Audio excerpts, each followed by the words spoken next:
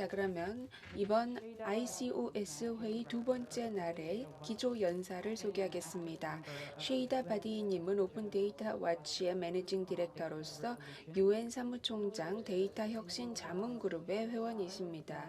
또한 지속개발 솔루션스 네트워크, 즉 SDSN의 공동의장으로서 지속가능 데이터를 위한 글로벌 파트너십을 발족하는 데 지대한 역할을 하셨습니다. 그 전에는 월드뱅크에 계셨고요. 데이터 개발 그룹의 디렉터로 오랫동안 재직을 하셨습니다. 그 외에도 글로벌 통계 상품 및 이니셔티브를 론칭하는 데 지도적인 역할을 하셨으며 그 중에 하나로 월드뱅크의 오픈 데이터 이니셔티브가 있습니다. 바로 모셔보도록 하겠습니다. 감사합니다. 여러분 모두 안녕하십니까? 저는 오늘 두 번째 날에 이렇게 여러분들께 기조 연설을 하게 되어서 대단히 기쁩니다.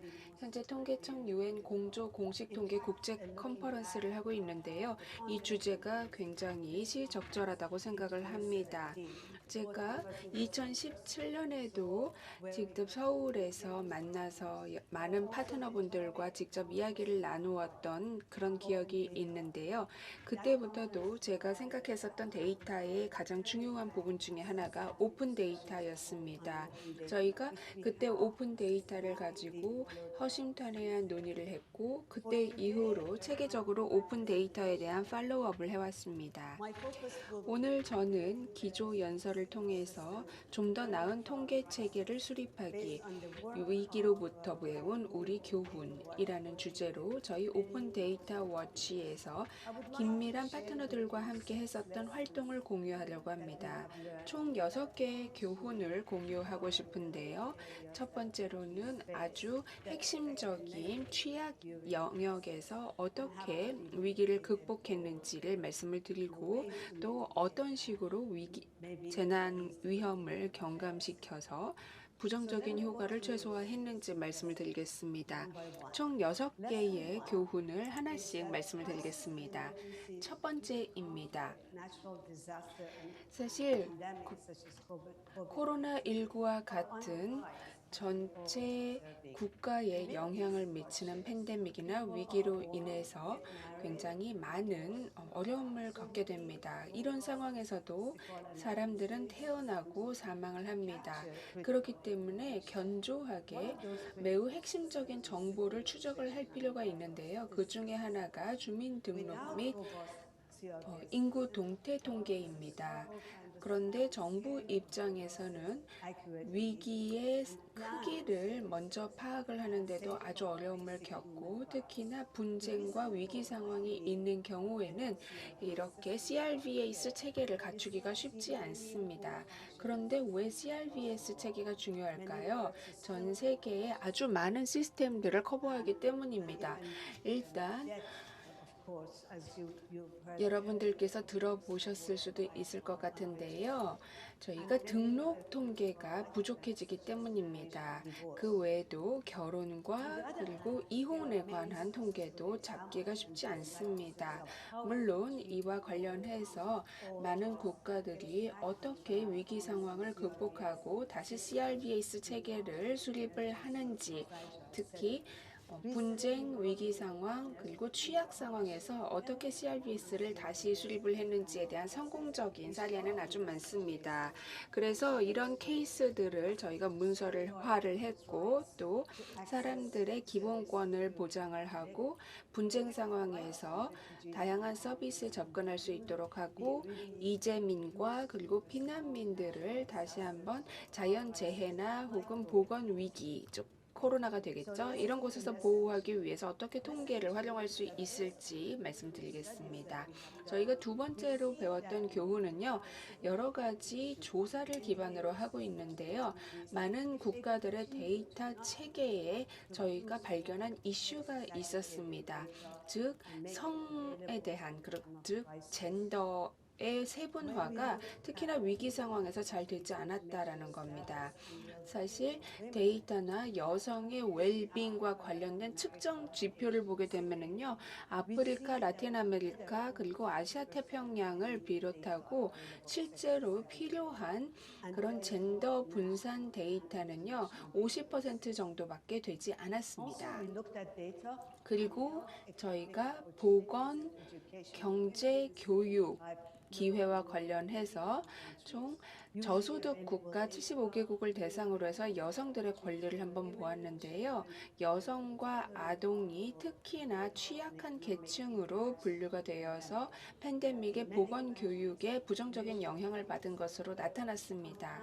그럼에도 불구하고 많은 국가들이 필요한 데이터를 확보하지 못해서 이런 취약 계층에 대한 정보를 제대로 수립하지 못했고 코로나19 회복에 대한 데이터도 제대로 회복을 하지 못했습니다. 그래서 이 데이터 시스템의 미비로 인해서 코로나가 끝나고 나더라도 굉장히 많은 취약계층이 여전히 고통을 받을 것으로 보입니다. 자, 세 번째 교훈입니다. 이것은 좋은 소식인데요. 오픈 데이터가 전 세계적으로 개선되는 추세를 볼 수가 있습니다. 고소득 국가에서 저소득 국까지 지금 보시는 것처럼 왼쪽 그래프에서처럼 전반적으로 그 트렌드가 향상이 되고 있습니다. 데이터 가용성이나 데이터 개방성이라는 것도 총 178개 국가에서 2015년부터 지속적으로 데이터의 개방성을 개선을 해왔습니다. 또 하나, 전반적으로 데이터 공표 실천도 많이 개선된 것으로 나타났습니다. 저희가 위기 상황에서 보았듯이 데이터에 대한 수요가 많이 증가했기 때문에 데이터의 가치를 창출을 하고 또 데이터 수요에 대응하는 것이 무엇보다도 중요합니다. 그렇기 때문에 다양한 웹사이트의 데이터들을 통합을 해서 이용자들이 데이터를 찾기 쉽게 하려는 시도를 하고 있는데요. 저희가 보니까 한 국가에 20여 개 이상의 서로 관련이 있는 웹사이트를 통해서 유사한 데이터를 공급하는 것으로 나타났고 이것은 데이터 이용자를 더욱 헷갈리게 합니다. 그래서 메타데이터를 포함해서 데이터의 상호 운용성을 높여서 데이터의 유저들로부터 계속해서 피드백을 받는 게 중요합니다. 최근에 자료들과 그리고 또 그 ODW의 2021 자료들을 보게 되면은요, 여러분들께서 위기의 상황에서 어떻게 하면 데이터 가용성을 높일 수 있는지 그리고 데이터 접근성을 개선할 수 있는지 보실 수가 있습니다. 네 번째 교훈입니다. 그렇다면은 한 국가가 데이터의 접근성을 개선하는 것이 무엇보다도 중요할 텐데요. 모든 가용한 통계 체계를 통합을 시켜야 합니다. 일단 행정 체계라던가 조사, 인구 총조사, 기타 등등의 국가 통계 체계를 한 곳에 서로 연결해서 통합하는 게 필요합니다. 그런데 그 중에서도 지금 이 표에서 보시다시피 어떤 영역들은 아주 많은 교집합을 갖고 있습니다. 그런데 또 다른 영역은 수년간 굉장히 취약한 상태로 남아있기도 합니다. 그래서 통계 생산과 통계의 공표 그리고 활용에 이르기까지 데이터를 좀 유연하게 관리하는 게 필요합니다. 고품질의 데이터를 시적절하게 공급하는 것도 중요하지만 데이터의 가용성을 먼저 높여야 데이터를 활용을 할 수가 있습니다. 그래서 데이터를 가치 있게 사용하는 것 그리고 위기 상황에서 특히나 코로나 같은 위기에 대응하기 위해서 데이터를 제대로 사용하는 것이 굉장히 중요하고 데이터의 가치 사슬에 역량을 수립하고 강화해야 될 것입니다. 다섯 번째 교훈입니다. 저희는 모두 협업을 통해서 좀 더 나은 계획을 세우고 그래서 장기적으로 활용할 수 있는 회복력 있는 통계 체계를 갖추어야 합니다. 아직까지 갈 길이 많습니다. 총 74개의 아이디아를 쓰고 있는 국가들 중에서 46개의 국가들만 국가 통계 체계를 가지고 있고 이 국가들 중에서도 모든 지역을 커버하고 있지는 못했습니다. 이 국가들 중에서 반만 좀 더 정리가 되어 있는 젠더 통계를 가지고 있고 또 젠더 구분이 되어 있는 통계가 있었습니다. 그렇기 때문에 저희는 취약점과 각 국가 통계 체계의 개선점을 찾아내어서 다양한 리소스 계획을 세워야 할 것입니다.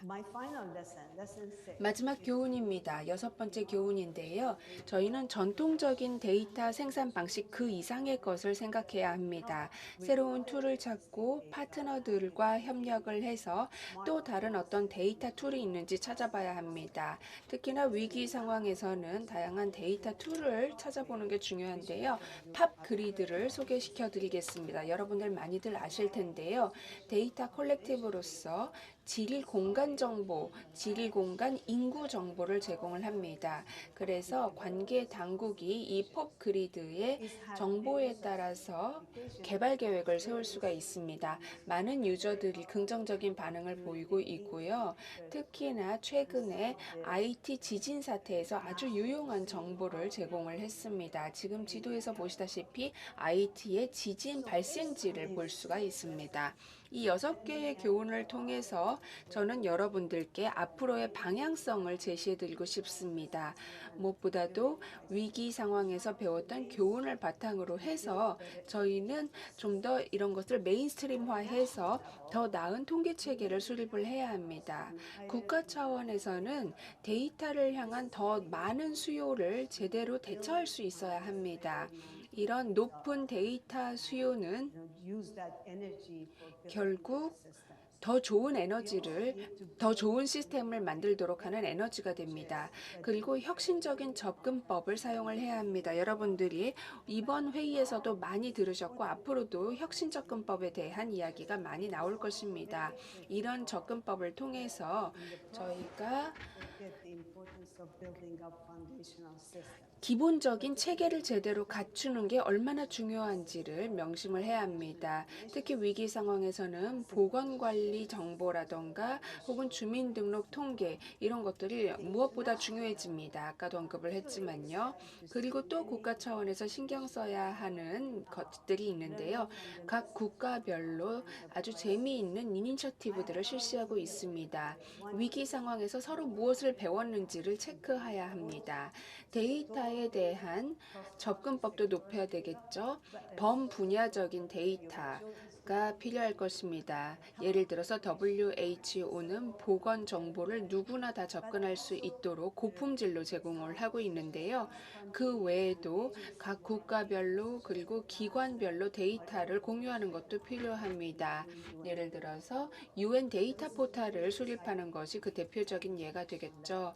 국제적인 차원에서는 이런 활동들을 흥미롭게 봐야 합니다. 그리고 두 번째로 국제 차원에서 할 수 있는 것은요. 여러분이 많이 이니셔티브를 보았을 것 같은데요.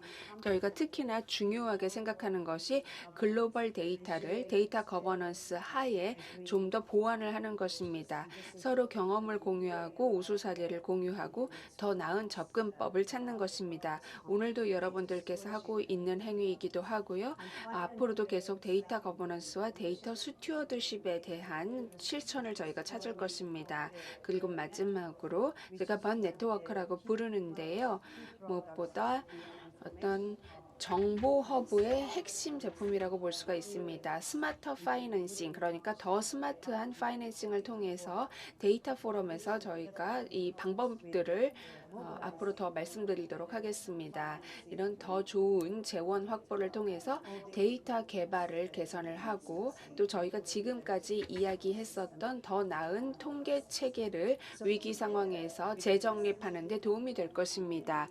이렇게 해서 여러분들께 다양한 저희가 배웠던 교훈을 공유를 했는데요. 이런 다양한 실천을 통해서 저희는 더 나은 데이터 체계를 세워야 합니다. 이렇게 제가 배웠던 교훈을 여러분들과 함께 공유할 기회를 주셔서 감사합니다. 저도 이 다음 세션들을 아주 기대를 하고 있습니다. 그리고 머지않아 여러분들을 온라인이든 베른에서 얼마 후에 저희 온라인 데이터 포럼을 개최를 하는데 그때 뵙겠습니다. 혹은 직접 뵙기를 바라겠습니다. 네.